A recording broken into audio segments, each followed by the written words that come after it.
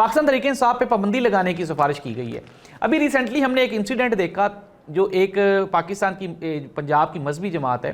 उन्होंने एहतजाज भी किया मुरीद के में, उनके ऊपर फिर जो है वो क्रैकडाउन किया गया, फिर उनके खिलाफ पाबंदी लगाई गई। लेकिन वो जो पाबंदी लगी है अभी तक वो जो प्रोसीजर है वो मुकम्मल नहीं हो सका। उसका रीज़न क्या है नाज़रीन? उसका रीज़न ये है कि जब किसी भी सियासी जमात पे नेशनल असम्बली या सूबाई असम्बली सिफारिश करती है पाबंदी की,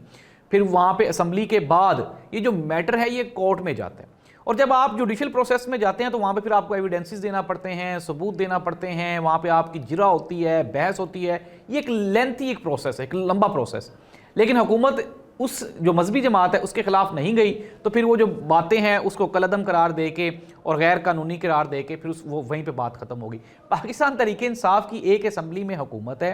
फिर उसके बाद अगर हम नेशनल असम्बली में बात करें तो यहाँ पे इलेक्टेबल्स हैं। अच्छा, अब एक और सवालिया निशान, लोग ये कह रहे हैं कि जी अगर हुकूमत पाबंदी लगाती है पीटीआई पे तो केपीके में गवर्नमेंट ख़त्म हो जाएगी। मैं आपको फैक्ट्स की बुनियाद पे ये बता रहा हूँ कि चूंकि पाकिस्तान तहरीक इंसाफ को इलेक्शन कमीशन ऑफ पाकिस्तान ने ये जो एज अ पार्टी या पॉलिटिकल पार्टी सियासी जमात वो माना ही नहीं है, तो केपीके में जो इस वक्त गवर्नमेंट है वो पीटीआई की नहीं है। अगर पीटीआई पे पाबंदी भी लगती है तो चूंकि पीटीआई को तो इलेक्शन कमीशन ऑफ पाकिस्तान ने सर्टिफिकेट ही जारी नहीं किया,